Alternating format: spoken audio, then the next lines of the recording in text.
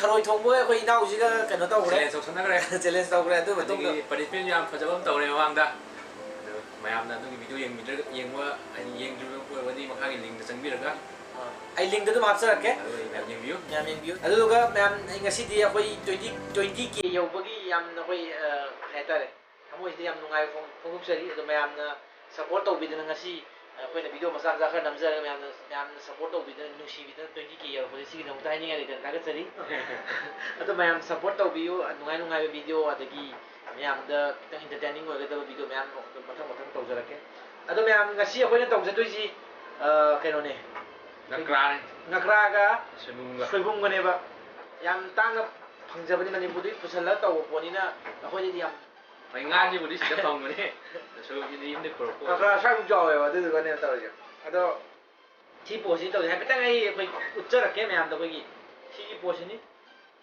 ꯁꯤꯒꯤ ꯑꯁ ꯀꯦꯟꯒ꯭ꯔꯦ ꯁꯤꯁꯦ ꯆꯥꯎꯋꯦ ꯍꯥꯏꯗꯤ ꯃꯥꯏ ꯃꯇꯣꯡ ꯑꯃꯒꯤ ꯆꯥꯡ ꯀꯛꯄꯒꯤ ꯆꯥꯡ ꯆꯥꯎꯋꯦ ꯁꯤ ꯄꯣꯠꯁꯤꯅꯦꯕ ꯇꯧꯗꯣꯏ ꯊꯕꯛꯁꯦ ꯑꯗꯣ ꯃꯌꯥꯝ ꯚꯤꯗꯤꯑꯣꯁꯦ ꯃꯌꯥꯝ ꯑꯦꯟꯖꯣꯏ ꯇꯧꯕꯤꯌꯨ ꯑꯗꯨꯒ ꯑꯩꯈꯣꯏ ꯆꯦꯂꯦꯟꯖꯁꯦ ꯇꯧꯔꯒ ꯄꯅꯤꯁꯃꯦꯟ ꯅꯨꯡꯉꯥꯏꯕ ꯊꯝꯖꯔꯤ ꯃꯃꯥꯡ ꯚꯤꯗꯤꯑꯣ ꯌꯦꯡꯉꯒꯗꯤ ꯃꯃꯥꯡ ꯚꯤꯗꯤꯑꯣ ꯌꯦꯡꯕ ꯀꯥꯡꯕꯨꯁꯦ ꯉꯁꯤꯒꯤ ꯄꯅꯤꯁꯃꯦꯟꯁꯦ ꯀꯩꯅꯣꯅꯦ ꯍꯥꯏꯕꯗꯨ ꯃꯌꯥꯝ ꯈꯤꯇꯪ ꯍꯥꯏꯗꯤ ꯈꯪꯕ ꯐꯥꯎꯔꯝꯒꯅꯤ ꯍꯥꯏꯗꯤ ꯈꯪꯅꯤꯡꯕ ꯐꯥꯎꯔꯝꯒꯅꯤ ꯍꯥꯏꯗꯤ ꯃꯃꯥꯡ ꯆꯦꯂꯦꯟꯖꯇ ꯑꯩꯈꯣꯏ ꯌꯥꯝꯅ ꯄꯅꯤꯁꯃꯦꯟ ꯅꯨꯡꯉꯥꯏꯕ ꯇꯧꯔꯦ ꯃꯃꯥꯡ ꯆꯦꯂꯦꯟꯖꯇ ꯈꯔ ꯅꯩꯊꯠꯈ꯭ꯔꯦ ꯃꯥꯁꯦ ꯑꯗꯣ ꯑꯗꯨꯗꯨꯒꯤ ꯃꯥ ꯐꯖꯅ ꯆꯦꯂꯦꯟꯖꯁꯦ ꯀꯩꯅꯣ ꯇꯧꯔꯦ ꯑꯗꯣ ꯉꯁꯤꯗꯤ ꯃꯥꯒꯤ ꯌꯥꯝ ꯀꯟꯅ ꯍꯣꯠꯅꯕꯒꯤ ꯃꯑꯣꯡꯗ ꯇꯧꯗꯣꯏꯁꯦ ꯑꯗꯣ ꯃꯌꯥꯝ ꯚꯤꯗꯤꯑꯣꯁꯦ ꯁꯨꯡꯁꯣꯏ ꯁꯣꯏꯗꯅ ꯂꯣꯏꯐꯥꯎ ꯌꯦꯡꯕꯤꯌꯨ ꯑꯗꯨ ꯂꯥꯏꯛ ꯇꯧꯕꯤꯌꯨ ꯀꯥꯎꯕꯤꯒꯅꯨ ꯀꯃꯦꯟ ꯄꯤꯕꯤꯔꯝꯃꯣ ꯃꯌꯥꯝ ꯇꯧꯅꯤꯡꯕ ꯄꯣꯠꯁꯤꯁꯨ ꯑꯗꯨꯒ ꯁꯕꯁꯀ꯭ꯔꯥꯏꯕ ꯇꯧꯕꯤꯌꯨ ꯀꯥꯎꯕꯤꯒꯅꯨ ꯑꯗꯨꯒ ꯕꯦꯜ ꯑꯥꯏꯀꯣꯟꯁꯨ ꯅꯝꯕꯤꯔꯝꯃꯣ ꯃꯌꯥꯝꯅ ꯚꯤꯗꯤꯑꯣ ꯑꯅꯧꯕ ꯊꯥꯒꯠꯀꯥꯟꯗ ꯃꯌꯥꯝꯗ ꯈꯨꯗꯛꯇ ꯐꯪꯕ ꯉꯝꯅꯕ ꯑꯗꯣ ꯆꯦꯂꯦꯟꯖꯁꯦ ꯍꯧꯅꯕ ꯇꯧꯖꯔꯒꯦ ꯃꯌꯥꯝ ꯑꯗꯣ ꯌꯥꯝ ꯏꯟꯇꯔꯇꯦꯅꯤꯡ ꯑꯣꯏꯒꯅꯤ ꯍꯥꯏꯕꯒꯤ ꯊꯥꯖꯕ ꯂꯩ ꯉꯁꯤꯒꯤ ꯄꯅꯤꯁꯃꯦꯟꯗꯒꯤ ꯑꯗꯒꯤ ꯅꯨꯡꯉꯥꯏꯕ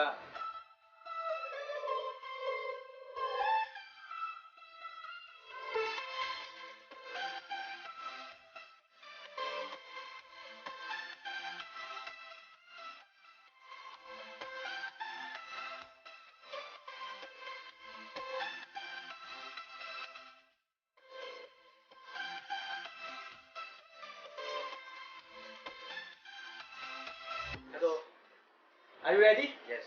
Okay. 3, 2, 1. Start.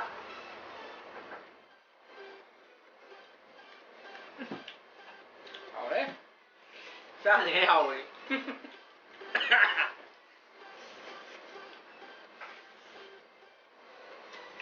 Trộn như nhiều cái hào ấy.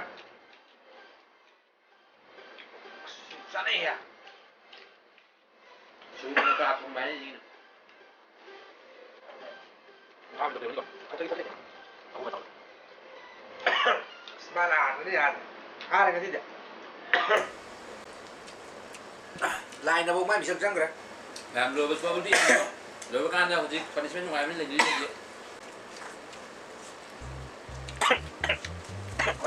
Có sao đi? Bao đi. Đứng dậy.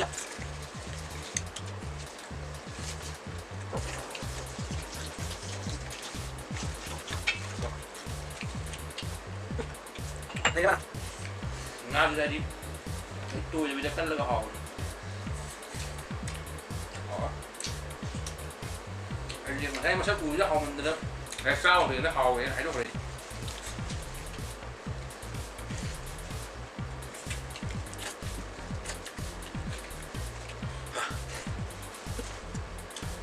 Cái bộ gì đó. Không được, không được. Không có tận kìa.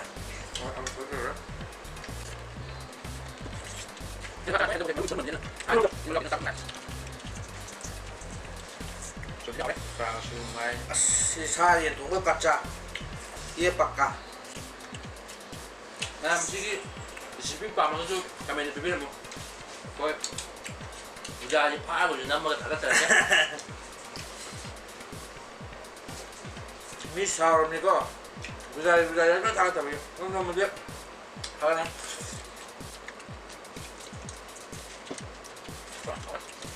Ayo, wahai itu pak haji, hai belum top trail haji, hai belum top trail tuh. Oh, jangan orang như lagi.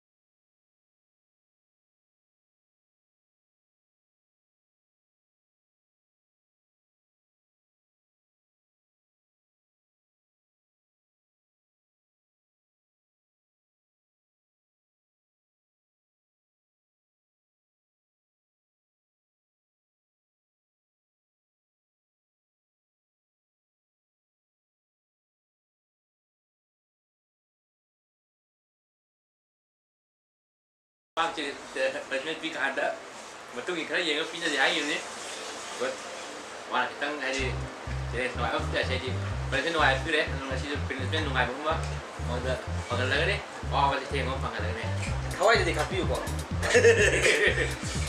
ꯍꯧꯖꯤꯛ interesting ꯑꯣꯏꯕ party ꯌꯧꯁꯜꯂꯛꯑꯦ ꯍꯥꯏꯗꯤ punishment ꯄꯤꯕꯒꯤ ꯇꯥꯡꯀꯛꯁꯨ ꯌꯧꯁꯜꯂꯛꯑꯦ ꯃꯃꯥꯡꯗ punishment ꯄꯤꯈ꯭ꯔꯦ ꯑꯩꯉꯣꯟꯗ ꯍꯥꯏꯗꯤ ꯃꯃꯥꯡꯗ chief ꯆꯥꯈ꯭ꯔꯦ ꯍꯥꯏꯗꯤ ꯈꯨꯠ ꯌꯥꯎꯗꯕꯤꯗ ꯑꯗꯣ ꯉꯁꯤ ꯑꯗꯨꯒꯤ ꯍꯥꯏ ꯂꯃꯟ ꯈꯣꯝꯕꯤ ꯅꯠꯇꯦ ꯃꯥ ꯍꯥꯏꯈꯤꯕꯅꯦ ꯍꯥꯏꯗꯤ ꯈꯔ ꯌꯦꯡꯉ ꯄꯤꯅꯗꯦ ꯀꯔꯤ ꯊꯣꯛꯑꯗꯣꯏꯅꯣ ꯀꯩ ꯇꯧꯗꯣꯏꯅꯣ ꯈꯪꯗꯦ ꯃꯥ ꯈꯔꯇꯪ ꯐꯤꯖꯤꯀꯦꯜ ꯈꯤꯇꯪ ꯀꯩꯅꯣ ꯇꯧꯕ ꯈꯔ ꯑꯋꯥꯕꯗꯤ ꯄꯤꯅꯤ ꯑꯋꯥꯕ ꯑꯃꯗꯤ ꯇꯧꯔꯛꯇꯣꯏ ꯃꯥꯏꯁꯦ ꯈꯪꯉꯦ ꯑꯗꯣ ꯉꯁꯤꯗꯤ ꯏꯁꯥꯅ ꯌꯥꯅ ꯂꯧ ꯇꯥꯔꯦ ꯍꯥꯏꯗꯤ ꯆꯨꯝꯉꯝꯃꯕꯅꯤꯅ ꯑꯩꯒꯤ ꯑꯄꯥꯝꯕꯁꯤ ꯇꯧꯗꯣꯏꯁꯦ ꯍꯧꯖꯤꯛ ꯆꯦꯂꯦꯟꯖ ꯂꯥꯁꯀꯤ ꯍꯥꯏꯗꯤ ꯄꯅꯤꯁꯃꯦꯟ ꯌꯧꯁꯜꯂꯛꯑꯦ ꯑꯩꯈꯣꯏ ꯄꯅꯤꯁꯃꯦꯟꯁꯦ ꯅꯍꯥꯟꯒꯩ ꯇꯧꯗ꯭ꯔꯤ ꯉꯁꯤꯁꯤꯅ ꯎꯔꯦ ꯍꯋꯥꯏꯖꯥꯔ ꯑꯀꯪꯕꯅ ꯌꯨꯝꯗ ꯄꯨꯔꯛꯄ ꯌꯦꯟ ꯀꯔꯤꯝ ꯌꯥꯎꯗꯕꯤ ꯆꯥꯗꯣꯏꯅꯦ ꯊꯨꯝꯁꯨ ꯌꯥꯎꯗꯦ ꯑꯗꯒꯤ ꯍꯋꯥꯏꯖꯥꯔ ꯑꯀꯪꯕꯁꯦ ꯆꯥꯗꯣꯏꯅꯦ ꯃꯅꯝꯗꯤ ꯑꯗꯨꯝ ꯐꯖꯔꯦ ꯍꯥꯏꯗꯤ ꯃꯣꯁꯥ ꯊꯥ ꯑꯃꯅꯤꯒ ꯁꯨꯅ ꯃꯣꯖꯥ ꯑꯗꯨꯝ ꯆꯟꯅ ꯑꯃꯨꯛ ꯌꯦꯡꯒꯦꯔ ꯑꯗꯣ ꯃꯩꯇꯩ ꯃꯆꯥꯅꯤꯅ ꯀꯩꯅꯣꯅꯦ ꯍꯋꯥꯏꯖꯥꯔꯁꯦ ꯀꯩꯅꯣ ꯇꯧꯋꯦ ꯑꯗꯣ ꯍꯋꯥꯏꯖꯥꯔ ꯑꯣꯏꯅ ꯊꯑꯣꯏꯅ ꯁꯨꯃꯥꯏꯅ ꯆꯥ ꯑꯀꯪꯕꯁꯤꯗꯤ ꯌꯥꯝ ꯊꯤꯅ ꯀꯩꯅꯣ ꯇꯧꯈ꯭ರೆ ꯍꯥꯏꯇꯥꯔꯦ ꯌꯥꯝ ꯊꯤꯅ ꯑꯋꯥꯕ ꯑꯣꯏꯗꯣꯏꯅꯦꯕ ꯁꯤ ꯄꯣꯠꯁꯦ ꯍꯥꯏꯗꯤ ꯑꯀꯪꯕꯁꯨ ꯑꯆꯣꯠꯄꯁꯨ ꯅꯠꯇꯦ ꯑꯗꯨꯒꯤ ꯃꯊꯛꯇ ꯑꯀꯪꯕ ꯑꯣꯏꯔꯦ ꯃꯅꯝꯁꯨ ꯄꯨꯔꯥ ꯐꯨꯃꯥꯏ ꯀꯥꯏꯊꯣꯔꯛꯑꯦ ꯁꯤꯗꯤ ꯌꯥꯗ꯭ꯔꯦ ꯄꯣꯠꯁꯦ ꯑꯗꯣ ꯑꯦꯅꯤꯋꯦ ꯉꯁꯤꯗꯤ ꯃꯃꯥꯡꯗꯁꯨ ꯑꯩꯅ ꯈꯔ ꯃꯥꯁꯦ ꯈꯔ ꯅꯩꯊꯠꯈ꯭ꯔꯦ ꯑꯗꯨꯗꯨꯒꯤ ꯃꯥꯅ ꯋꯥꯔꯧꯕꯣꯏ ꯀꯔꯤꯕꯣꯏ ꯊꯑꯣꯏꯅ ꯁꯤꯡꯉꯒ ꯃꯥꯅ ꯁꯤ ꯇꯧꯔꯦ ꯑꯗꯨꯒ ꯆꯦꯂꯦꯟꯖꯁꯨ ꯃꯥꯅ ꯉꯝꯅꯕ ꯀꯟꯅ ꯃꯔꯩ ꯑꯣꯏ ꯀꯔꯤ ꯑꯣꯏ ꯉꯝꯈ꯭ꯔꯦ ꯐꯖꯅ ꯍꯣꯠꯅꯈꯤꯕꯅꯤ ꯉꯝꯅꯕꯩꯁꯨ ꯑꯗꯣ ꯃꯌꯥꯝ ꯂꯥꯏꯛ ꯇꯧꯕꯤꯌꯨ ꯀꯥꯎꯕꯤꯌꯨ ꯑꯗꯣ ꯆꯥꯕ ꯇꯥꯔꯦ ꯁꯥꯔ ꯆꯥꯕ ꯇꯥꯔꯦ ꯍꯥꯏꯗꯤ ꯈꯪꯕꯅꯦ ꯀꯩꯝ ꯌꯥꯎꯗꯦꯀꯣ ꯃꯅꯝꯁꯤꯗꯤ